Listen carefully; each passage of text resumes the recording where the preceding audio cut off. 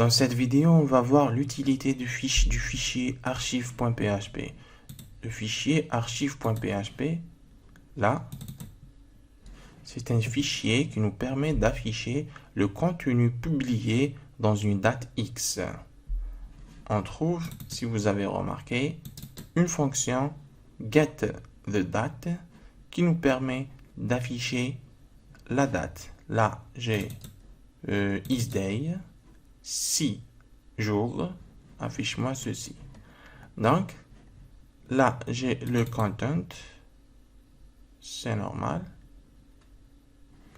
Donc, on va voir l'exemple. Sur notre page, on trouve, sur la page d'accueil, on est sur la page d'accueil. Là, je trouve le calendrier. Si je clique sur mars, qu'est-ce que je trouve? Je trouve que déjà, en premier temps, l'URL a changé. Et deuxièmement, je vois que la mise en page a changé. Donc, j'ai déjà archive mensuelle. Là, si je retourne sur le fichier archive, je vois que ça, c'est tout simplement traduit. Si j'ajoute un test,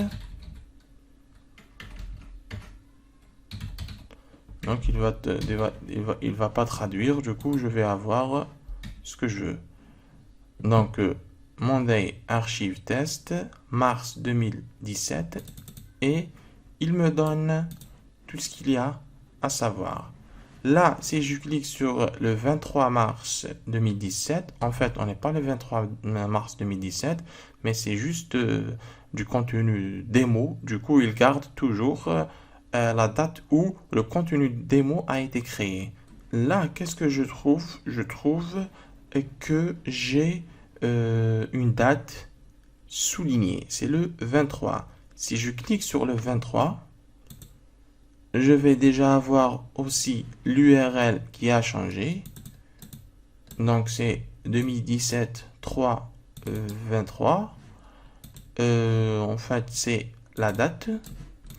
Et qu'est-ce que je conclus? Je conclus que ça m'affiche les articles publiés dans une date X, qui est le 23/3/2017.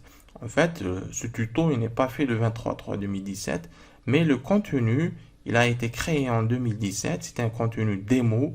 Donc, ce sont des articles. Quand la base de données a été alimentée, elle était alimentée avec cette date. Du coup, quand on fait l'importation, à chaque fois, on a cette date.